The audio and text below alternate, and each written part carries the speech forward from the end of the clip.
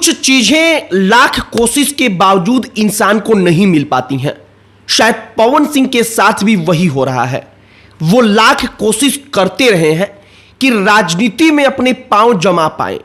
उनका स्टारडम किसी प्रकार का, इसमें कोई शक नहीं कि तमाम भोजपुरी के सुपरस्टार्स में सबसे बड़ा है।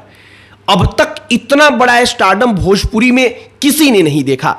लेकिन जब भी राजनीति की बात आती है तो उनका भाग्य ऐसा है कि इतने विवाद शुरू होते हैं कि अंततः पवन सिंह को अपना कदम पीछे खींचना पड़ता है।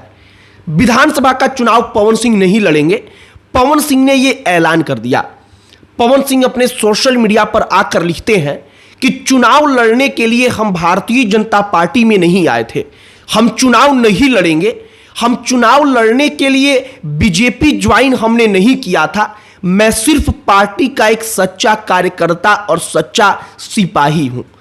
पवन सिंह ने यह सब कुछ लिख तो दिया, लेकिन इसके पीछे का कारण यही था कि पवन सिंह को लेकर विवाद इतना गहरा गया है कि बताया जाता है कि भारतीय जनता पार्टी ने ही पवन सिंह से यह रिक्वेस्ट किया कि आप खुद ब खुद अपने आप का कदम पीछे खींच लीजिए और सोशल मीडिया पर आकर के इसके बारे में बता दीजिए और आपको क्या दिया जाएगा, भविष्य में इसके बारे में विचार किया जाएगा, इसके बारे में चर्चाएं होंगी।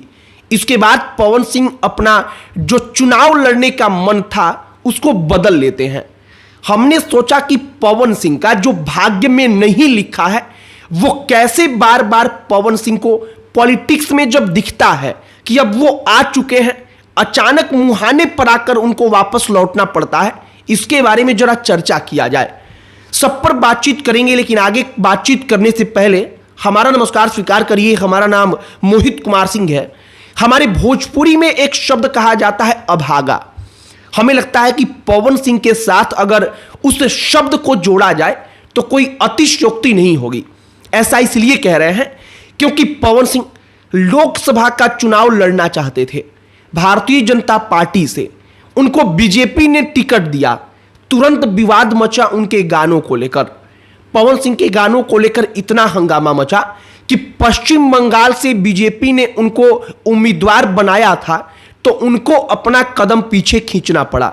वो अंततः निर्दलीय आकर काराकाट से चुनाव लड़ जाते हैं। पवन सिंह को लगता है कि भारतीय जनता पार्टी ने उनके साथ उस वक्त पर ठीक नहीं किया। बीजेपी ने ही पश्चिम बंगाल से टिकट दिया। कुछ नेताओं ने ही कहा कि आप टिकट वापस कर दीजिए और पवन सिंह को लगा कि यह बीजेपी का धोखा था। वो निर्दलीय चुनाव लड़ गए। परिणाम स्वरूप यह हुआ कि केवल एक सीट नहीं अपितु भारतीय जनता पार्टी और एनडीए कई सीटों पर चुनाव हार गई। पवन सिंह का यह इंपैक्ट पड़ा। इसके बाद भारतीय जनता पार्टी विधानसभा चुनाव के पहले शाहाबाद में वो जैसे चुनाव हारी थी उसको मैनेज करने के लिए पवन सिंह को किसी भी प्रकार से अपने साथ लाना चाहती है।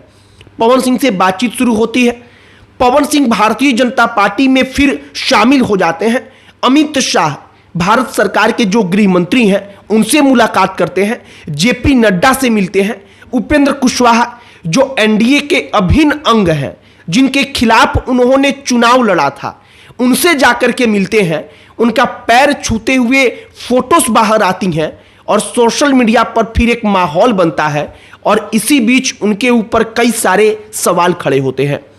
उनकी पत्नी जो है ज्योति सिंह, वो पवन सिंह के कैरेक्टर की धज्जियां उड़ा देती हैं। जो उनका इमेज सोशल मीडिया पर बना था उसका पुर्जा हवा में उड़ा देती हैं और अंततः पवन सिंह प्रेस कॉन्फ्रेंस करते हैं। वो अपने पत्नी के तमाम जो उनके ऊपर आरोप लगे थे उसका जवाब देते हैं, लेकिन तब तक बहुत देर हो चुकी थी। सोशल मीडिया से लेकर के उनके गांव में जाकर जो तमाम आम आदमी हैं, जो उनके क्षेत्र में जाकर तमाम आम मतदाता है, उनसे मीडिया वाले बातचीत कर रहे होते हैं तो आम लोग सीधे पवन सिंह को दोषी ठहराते हैं।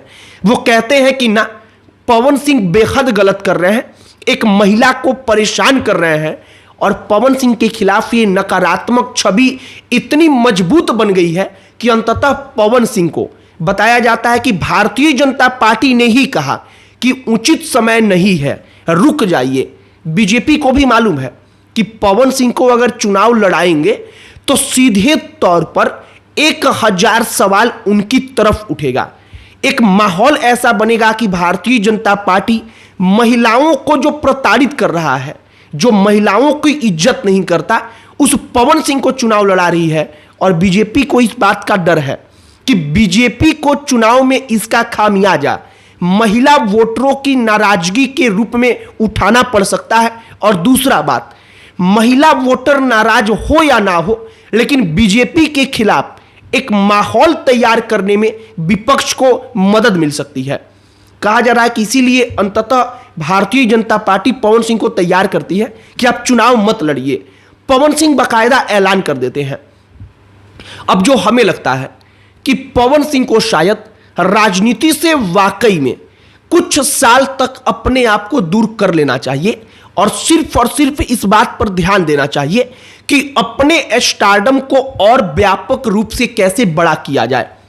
उनमें कोई शक नहीं है कि उनका स्टारडम इतना बड़ा है कि मौजूदा वक्त में उनके सामने कोई नहीं है। अगर बिहार और पूर्वांचल में आप आएंगे तो बॉलीवुड का भी कोई सितारा पवन सिंह के स्टारडम के सामने नहीं टिकता है। यह बात 100% सत्य है। लेकिन पवन सिंह को अब चाहिए कि अगले कुछ सालों तक उसी स्टारडम को और बड़ा करने में ध्यान लगाएं। राजनीति को तब तक के लिए टाटा बाय बाय कर दें जब तक कि इन तमाम विवादों का कोई परिणाम नहीं निकल जाता। परिणाम का मतलब कि उनकी पत्नी के साथ तलाक का मामला है, वो तलाक पूरी तरीके से कोर्ट के अंदर उसका फैसला नहीं हो जाता। और इन तमाम चीजों के बाद जब पवन सिंह अपने स्टारडम पर ध्यान देंगे, वो स्टारडम बरकरार रह पाएगा। तो अगले कुछ साल में जब बेहतर माहौल होगा तब अपने आप को राजनीति में उतारें। और शायद मौजूदा वक्त में यही उनके लिए ठीक रहेगा। फिलहाल वो चुनाव नहीं लड़ेंगे।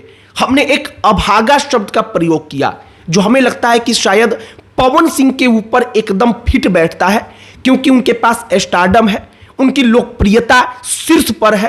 तमाम चीजें होने के बावजूद जैसे ही वो चुनावी मैदान में उतरते हैं तो इतने इल्जाम लगते हैं कि पवन सिंह को बार बार अपना कदम पीछे खींचना पड़ता है। बाकी हमने जो तमाम चीजें आपको बताई हैं, इस पर आपकी क्या राय है, आप क्या कहना चाहते हैं, आपको क्या लगता है, वो कमेंट बॉक्स में लिखकर बताइएगा। अन्य कोई टॉपिक जिस पर आप चाहते हो कि हम वीडियो बनाएं, उस पर भी चर्चा करें, उसे भी कमेंट बॉक्स में लिखकर बताइएगा। हमारा पूरा प्रयास होगा कि हम उस पर भी चर्चा करें, बातचीत करें। और सबसे महत्वपूर्ण कि पवन सिंह अब आगे क्या करेंगे, उनको लेकर के क्या चर्चा बीजेपी के अंदर होती है, इसके बारे में अगर कोई कहानी आएगी तो हम आपको जरूर पहुंचाएंगे। और ज्योति सिंह जो उनकी पत्नी है, उनको चुनाव लड़ने का मन था, तो क्या ज्योति सिंह अब चुनाव लड़ेंगी, ये बड़ा महत्वपूर्ण बात होगा और देखने वाली बात होगी। बाकी आपकी प्रतिक्रिया जो भी है कमेंट बॉक्स में लिखकर बताइएगा। इस वीडियो को यहीं पर समाप्त करते हैं। अंत में हमारा परिचय, हमारा नाम मोहित कुमार सिंह है। बहुत बहुत धन्यवाद।